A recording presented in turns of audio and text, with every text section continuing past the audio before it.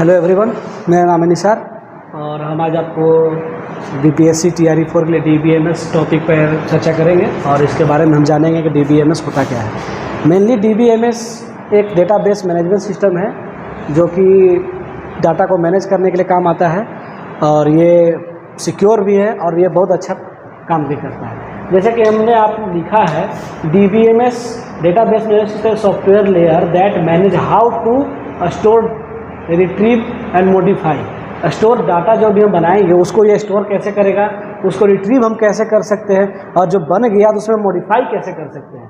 ये it act a bridge between user and raw data store. जो भी data store करेंगे और यूजर के बीच का जो इंटरफेस, जो बीच का काम जो करता है उसको हम लोग डेटाबेस मैनेजमेंट सिस्टम कहते हैं।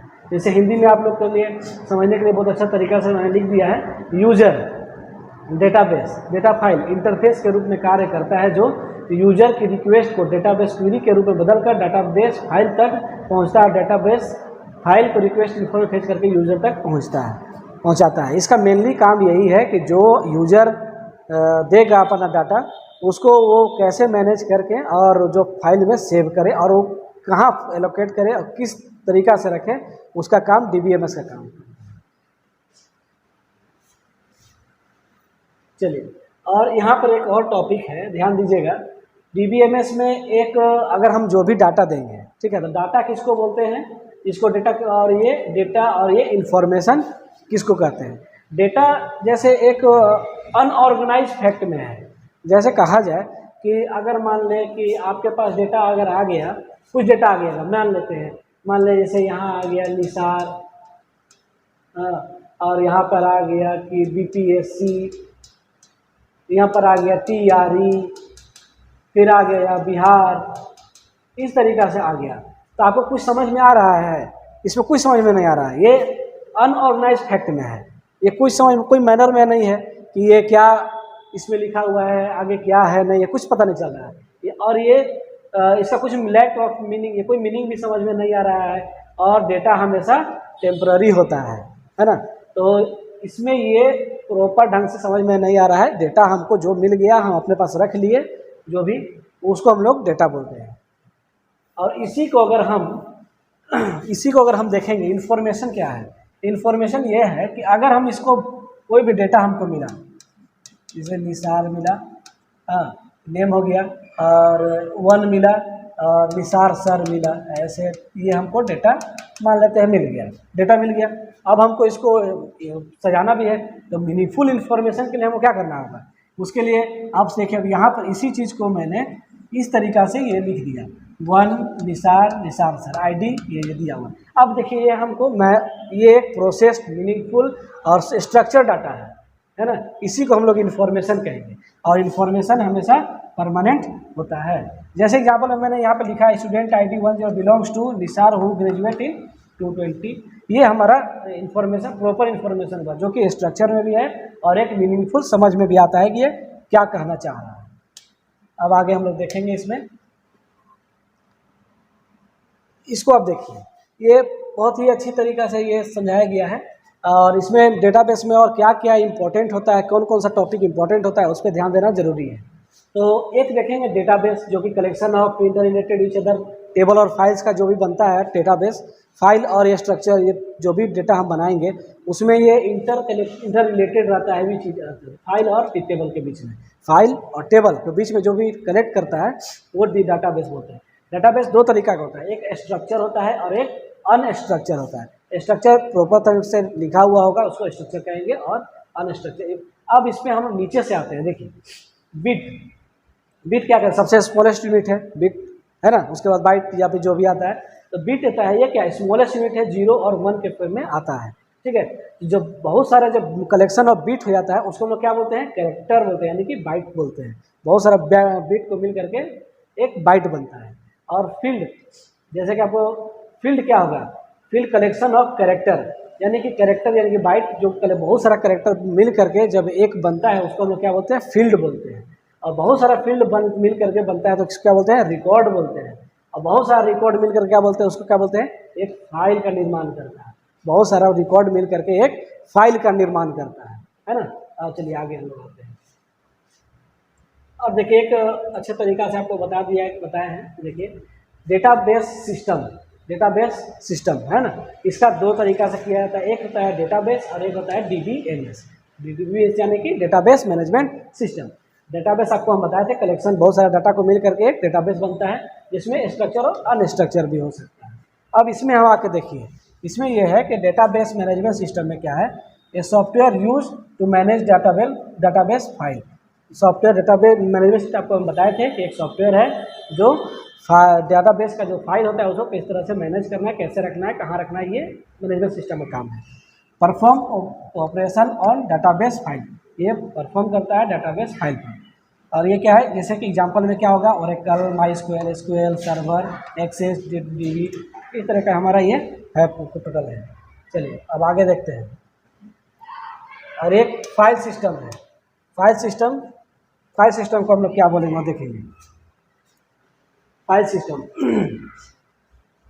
जैसे कि अब इसके बारे में जान लीजिए, फाइल सिस्टम क्या है। डेटाबेस मैनेजमेंट सिस्टम अभी लेके बहुत अच्छा काम करता है। उससे पहले हमारे पास फाइल सिस्टम था।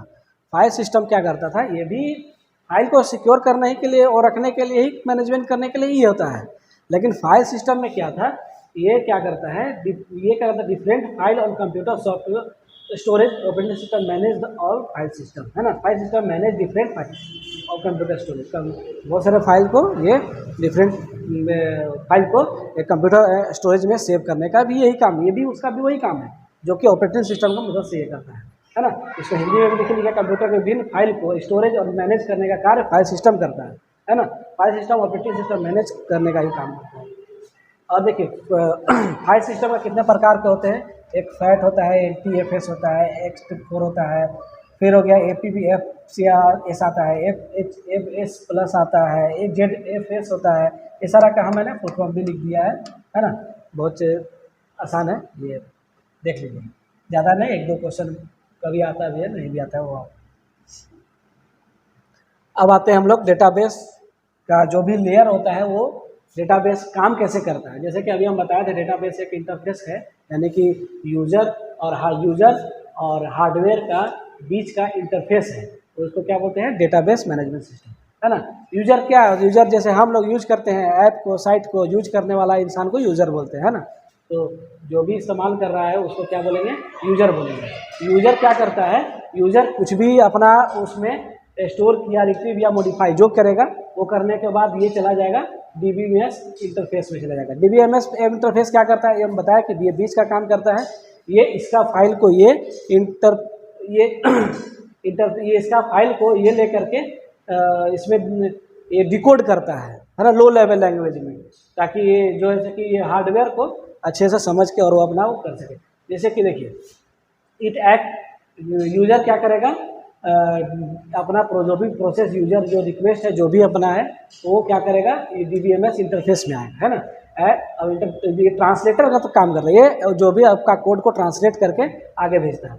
Interface between user and database file, ये क्या करता है, यूजर और डेटाबेस फाइल का इंटरफेस भी काम करता है। In convert user request into database query, जो भी आप क्यूरी दीजिएगा, रिक्वेस्ट कीजिएगा, कुछ भी बताइएगा, तो उसको ये क्या करेगा, इसको कन्वर्ट करेगा, फेच करेगा, fetch information from the raw storage and deliver it back. और ये फेच करने के बाद, रिकॉर्ड करने के बाद, ये आप भेज देगा यहाँ पे, हार्डवेयर को भेजेगा। हार्डवेयर क्या करेगा, ये हार्डवेयर क्या करेगा, जो भी डाटा आया उसको ये स्ट्रक्चर डेटाबेस, अनस्ट्रक्चर जो भी आएगा, जो भी डेटा आपको बताया था, डेटाबेस दो तरीका का होता है, या स्ट्रक्चर हो सकता है या फिर अनस्ट्रक्चर हो सकता है।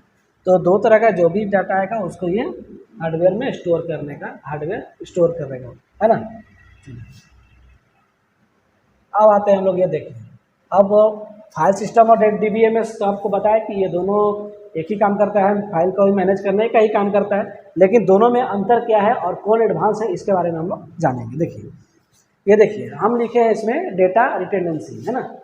अब इसका मतलब क्या है कि फाइल सिस्टम और DBMS करता क्या है ना। डेटा रिटेंडेंसी से फाइल सिस्टम में क्या होता था पहले, कि हम जो भी फाइल बनाएं, जैसे कि मान लेते हैं कि निसार के नाम से कुछ बना है ना, तो निसार के नाम से बना है, तो अगर कोई और आया तो वो भी, उसका भी नाम मान लेते हैं निसार, तो वो भी निसार के ही नाम से हो सकता है। या फिर इसका हो सकता है ये डुप्लीकेट भी हो जाता था, डुप्लीकेट भी क्रिएट हो जाता था। ये सारा कुछ ये फाइल सिस्टम में होता था। ये क्या करता था कि सेम रिपीटली नाम भी कर सकता था, डुप्लीकेट भी कर सकता था, मल्टीपल फाइल को भी कर सकता था ये। और DBMS में क्या है कि जीरो डुप्लीकेशन होता है, यहाँ पर कोई भी डुप्लीकेट हो ही नहीं सकता है। चलिए, डेटा कंसिस्टेंसी हम चेंज किए, तो ये क्या करता है कि updating the data in one file does not affect the other leading the mismatch information. ये क्या करता है कि जो इस फाइल में हम चेंज किए हैं सिर्फ उसी फाइल में बदलेगा, अलग फाइल में ये इफेक्ट नहीं कर पाएगा, है ना। ये फाइल सिस्टम में काम करता था। और अगर आप देखिएगा DBMS में ये क्या करता था, DBMS का क्या है कि हाईली एक्यूरेट कंसिस्टेंसी होता था। इसमें क्या करते हैं, अगर एक फाइल में हम चेंज कर दिए तो सारा फाइल में ये अब ऑटोमेटिकली चेंज हो जाता है। Changing data in one central location automatically update it everywhere. एक फाइल में कहीं हम चेंज कर दिए तो ऑटोमेटिकली सारे फाइल में ये अपडेट कर देगा। और ये डेटा कंसिस्टेंसी क्या करता है, एक फाइल जिस फाइल में जहाँ पे चेंज करेंगे सिर्फ वहीं पे चेंज करेगा, अपडेट आगे नहीं कर पाता था। इसीलिए फाइल सिस्टम काम नहीं किया, उससे ज़्यादा अच्छा DBMS में आता है। चलिए और आगे हम लोग आते हैं। जैसे कोई डाटा हो गया तो किसी स्पेसिफिक प्लेस पे कोई भी एक साइट या फिर कोई भी स्पेसिफिक चीज़ को दे दिए और उसका एक्सेस अगर हम दे दिए, अगर किसी को यूज़र को एक्सेस अगर हम एक चीज़ के लिए सिर्फ वन के लिए दिए, किसी एक चीज़ के लिए अगर हम देते हैं तो ये फिर हम अगर दूसरा यूज़र को अगर हम एक्सेस देंगे तो ये नहीं हो पाता था फाइल सिस्टम में, यानी कि ये मल्टीपल यूज़र को नहीं सपोर्ट करता था।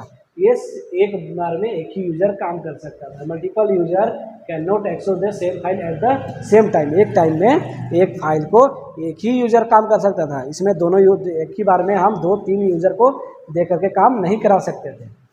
और DBMS क्या है कि simultaneous access, multiple user can work with the same file content. ये क्या करता था, DBMS अभी क्या करता है कि हम किसी को भी एक्सेस दे सकते हैं, जितना चाहे उतना को हम एक्सेस दे करके काम करा सकते हैं। अगर सोचिए फाइल सिस्टम में क्या होता था कि पहले एक साइट बनाया, अब उसका कोई डाटा को हम डाटाबेस में सेव कर दिए, ठीक है। अब मान लेते हैं कि हमारा थोड़ा सा बड़ा कंपनी का काम ले लिए, तो ज़्यादा अगर मल्टीपल यूज़र मिल गया हमको और कुछ चेंज करना है, सबको चेंज करना है, मल्टीपल ब्रांच हो गया, तो हर जगह को तो हम कैसे देंगे। फाइल सिस्टम में यही दिक्कत होता था कि अगर एक बार में एक ही यूज़र काम कर सकता था। अगर बहुत जगह अगर हमारा ब्रांच हो गया तो सब जगह उस फाइल पे एक्सेस करके अपडेट नहीं कर सकता था। चलिए अब आगे हम लोग देखते हैं। सिक्योरिटी रीजन से देखा जाए तो ये can not grant different type of access to multiple user. Multiple user में सिक्योरिटी उतना के लिए है नहीं। और ये DBMS क्या करता है, रोल बेस्ड सिक्योरिटी है। Allow different user to have distinct customize access level. ये बहुत तरीका का एक्सेस लेवल है जो कि सिक्योरिटी लेवल प्रदान करता है और हाईली सिक्योरिटी करता था। यानी कि यहाँ से सिक्योरिटी का बहुत ज़्यादा इम्पोर्टेंट था। और ये इसमें उतना मल्टीपल यूज़र इस्तेमाल कर सकता है, इनकी सिक्योरिटी कम है गया। और इसमें सिर्फ जिसको जितना एक्सेस देना सिर्फ उसी को, यूज़र को, एडमिन को और फिर क्लाइंट को, ये सारा कुछ को यूज़र देने के लिए।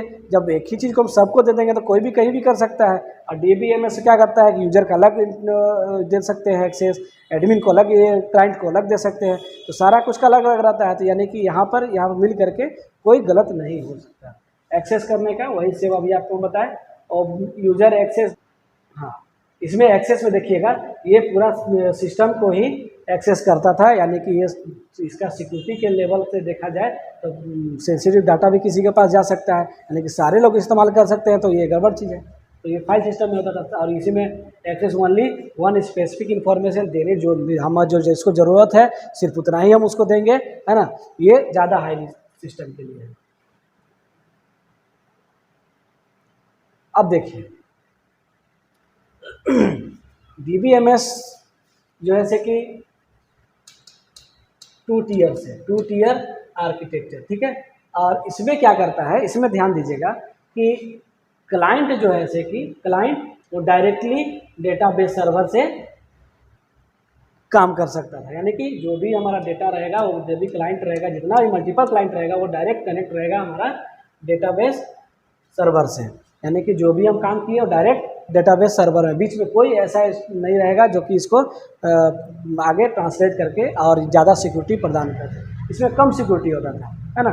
जैसे कि client connectly directly to database server without intermediate, के बीच में कोई इंटरमीडिएट नहीं रहेगा, ये डायरेक्टली क्लाइंट सर्वर से मिल सकता है।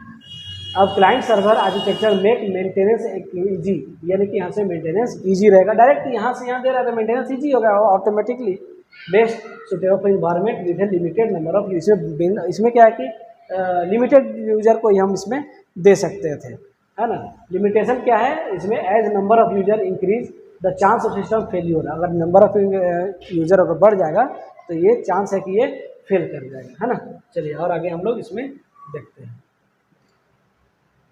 अब एक और आता है 3 टीयर। 3 टीयर में क्या है कि ये उससे एडवांस आया, है ना। इसमें क्लाइंट यूजर है वो क्या है एप्लीकेशन लेयर से कनेक्ट हुआ, और एप्लीकेशन लेयर क्या किया फिर डेटाबेस से सर्वर किया, यानी कि बीच में एक इंटरमीडिएट आ गया, इंटरमीडिएट आ गया।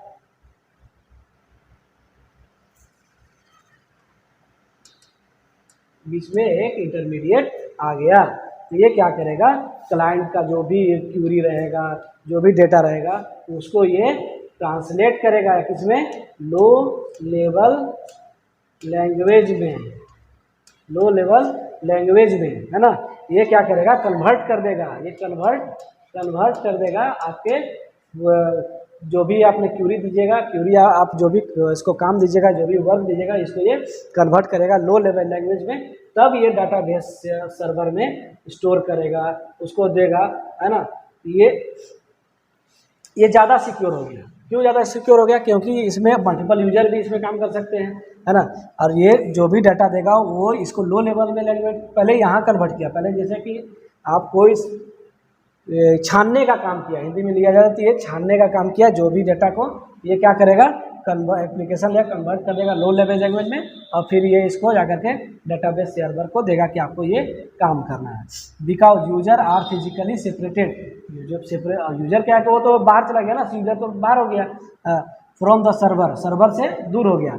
The system is fundamentally more secure and stable, यानी कि यहाँ पर सिस्टम मेरा मोर सिक्योर हो गया, है ना, बीच में एक कन्वर्टर लगने से। ठीक है, आज के लिए इतना ही रहने देते हैं, है ना। फिर हम आगे देखेंगे इसमें और क्या क्या इंपॉर्टेंट है DBMS में है, बहुत अभी बहुत टॉपिक है, अब उसमें हम आगे चल के ध्यान देंगे। ठीक है, थैंक यू।